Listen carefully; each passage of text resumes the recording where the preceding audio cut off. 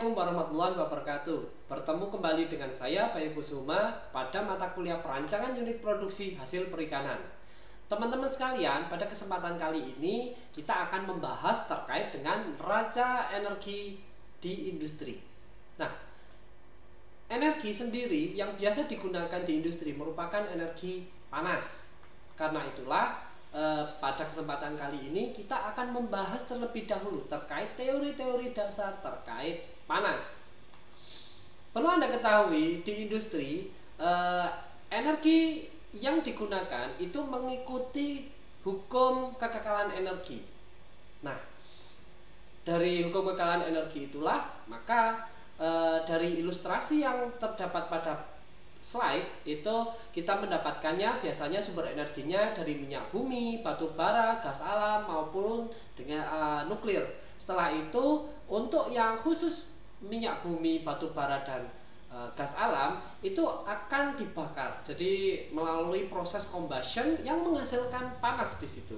Sedangkan nuklir akan terjadi reaksi fisi fusi sehingga menghasilkan heat atau panas. Dari energi panas tersebut mengikuti hukum kekekalan energi, maka energi panas itu akan diubah menjadi energi mekanik, di mana energi mekanik itu energi yang dapat menggerakkan seperti halnya pada turbin dan lain-lainnya.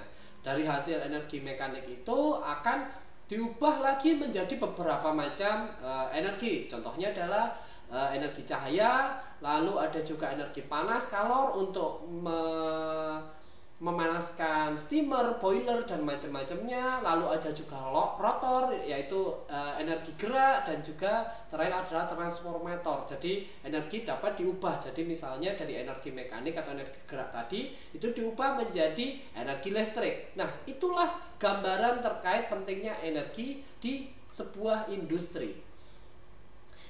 Berkaitan dengan energi panas sendiri, kita akan membahas pada 3 hal, yakni panas sensibel, panas jenis, dan juga panas laten. Di mana panas sensibel itu adalah panas yang mana dia tidak merubah fase wujud dari materinya, tetapi dia hanya naik turunnya terhadap suhu. Panas jenis merupakan kapasitas panas yang dapat yang berkaitan dengan jenis material tertentu. Sedangkan panas laten itu adalah panas itu yang dibutuhkan untuk merubah wujud zat, di mana pada tetapan air murni itu 0 derajat, maka air itu akan berubah menjadi dari cair menjadi solid atau menjadi es batu, dan juga sebaliknya bisa jadi dari solid menjadi cair yang dinamakan proses pembekuan, atau yang namanya satunya adalah proses pencairan, tergantung apakah reaksinya endotherm atau exotherm. Baik, kita akan bahas terkait energi panas. Beberapa terminologi terkait dengan panas itu, pertama Anda harus tahu satuan panas itu ada joule, kalori, atau BTU. BTU itu British Thermal Unit. Nah, 1 kalori itu didefinisikan sebagai banyak panas yang diperlukan untuk menaikkan suhu 1 gram air sebanyak 1 derajat Celcius. Itu adalah kalori. Sedangkan BTU itu didefinisikan banyaknya panas yang diperlukan untuk meningkatkan suhu 1 lep atau 1 pon air sebanyak 1 derajat Fahrenheit. Di mana ini hanya masalah konversi terkait dengan penggunaan satuan.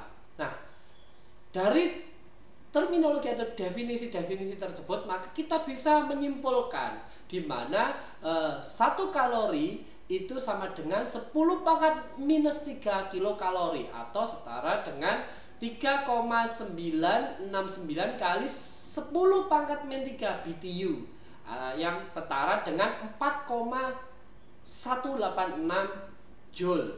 Nah, itulah terminologi terkait dengan satuan. Terkait dengan panas sendiri, ada yang disebut sebagai entalpi. Entalpi itu apa? Itu adalah nilai absolut yang tidak dapat dihitung secara langsung, tetapi di mana dari definisi panas sendiri itu adalah perubahan entalpi suatu benda. Jadi entalpi itu dapat dihitung seiring dengan waktu biasanya. Jadi seiring dengan waktu entalpi akan terus bertambah. Itu adalah konsep dari teori kekekalan energi salah satunya. Nah, terkait dengan specific heat capacity itu didefinisikan sebagai jumlah energi yang dibutuhkan untuk menaikkan suhu 1 kg air sebesar 1 derajat Kelvin. Nah, dari situ dapat juga diubah menjadi satuan biasanya kilojoule per kilogram derajat Celcius atau kilojoule per kilogram Kelvin, dimana dari Celcius dan Kelvin itu biasanya kalau teman-teman sudah belajar dari unit operasi itu tinggal ditambahkan 273 dari suhu. Misalnya berapa sih 0 derajat Celcius berapa Kelvin, berarti 0 ditambah 273. Nah, kalau misalnya 100 derajat Celcius berapa Kelvin, berarti 273 ditambahi 100, hasilnya 373. Nah, seperti itulah sistem konvensi yang teman-teman mestinya sudah pernah mempelajari tersebut di mata kuliah lain seperti unit operasi. Terkait dengan entalpi dan specific heat, di mana formulasi awal dari entalpi sensible dapat menggunakan persamaan delta H sama dengan Cp kali delta T. Cp sama dengan Cp dikalikan T dikurangi T referen, di mana Cp itu adalah panas spesifik zat, delta T adalah perubahan suhu, di mana ada T dan T reference. Formulasi entalpi laten itu biasa ditentukan menggunakan data eksperimental sesuai dengan bahan yang diteliti. Jadi khusus untuk panas laten, untuk entalpi laten itu biasanya menggunakan data eksperimental karena tiap bahan itu berbeda, sehingga nanti biasanya untuk formulasi entalpi laten akan teman-teman pelajari pada mata kuliah yang lebih advance terkait dengan proses thermal dan lain-lainnya. Nah, terkait dengan specific heat ada beberapa tabel yang bisa Anda rujuk. Nah, ini salah satunya adalah tabel yang Anda bisa cek di Food Engineering edisi keempat. Jadi Anda kalau misalnya membutuhkan rujukan panas spesifik dari material, Anda bisa ngecek di beberapa literatur, bisa pakai Himmelblue, bisa pakai Sing, terus bisa pakai berbagai macam literasi lainnya. Dan Anda tinggal cek lalu cantumkan di situ bahwa Anda ambilnya dari referen yang ini.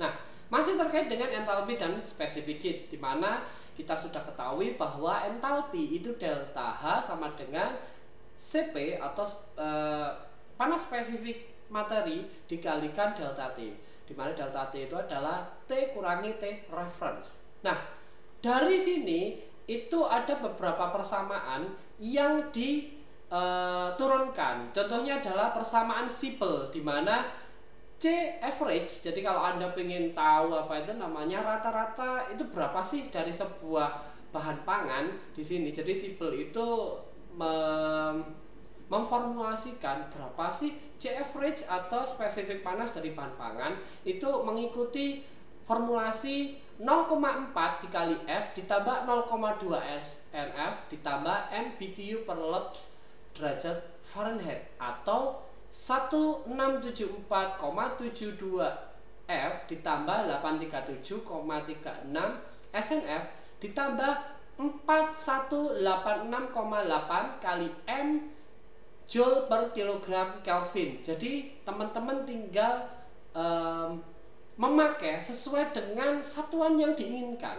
Nah, terkait apa sih F, apa sih SNF, apa sih M. Jadi ketika teman-teman mengetahui bahan pangan mempunyai lemak sekian persen, F itu menandakan lemak atau fat. Lalu ada juga SNF. SNF itu solid non fat, jadi bahan bakar bahan makan solid yang bukan lemak. M itu adalah moisture atau kadar air. Jadi dari situ, dari persentase itu Anda tinggal kalikan 0,4 kalikan 0,2 dan ditambahi M. M sendiri adalah moisture-nya berapa, 0,5 kah dan lain-lainnya, itu langsung keluar berapa C average-nya dalam BTU per Leb derajat Fahrenheit. atau pakai yang formulasi di bawahnya. Nah, itulah adalah persamaan yang dikemukakan oleh Siebel. Nah, persamaan lain itu terkait dengan yang bisa Anda baca pada buku Introduction to Food Engineering 4th edition page halaman 258. Itu adalah yang penulisnya salah satunya adalah Hiddelman dan Singh 1981. Jadi di situ ada beberapa persamaan yang sudah diutarakan oleh beberapa peneliti dan sudah disepakati seperti persamaan yang dikemukakan oleh Choi dan Ockos.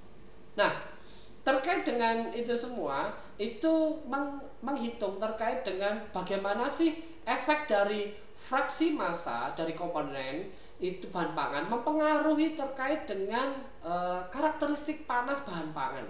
Jadi nanti ada karbohidrat, sekian persen protein, sekian persen lemak, sekian persen abu, dan sekian persen air. Anda akan mengetahui bagaimana cara menghitung panas spesifik dari bahan pangan tersebut. Nah, untuk teori-teori dasar telah kita bahas tadi. Nah, untuk selanjutnya kita akan membahas terkait perhitungan heat transfer bahan pangan saat pemanasan dan beberapa cara untuk menghitung beberapa varian soal terkait dengan heat transfer. Nah, untuk dasar teori kita cukupkan sekian saja. Untuk materi selanjutnya kita akan bertemu kembali pada video selanjutnya terkait dengan perhitungan heat transfer bahan pangan dan juga varian soalnya. Terima kasih.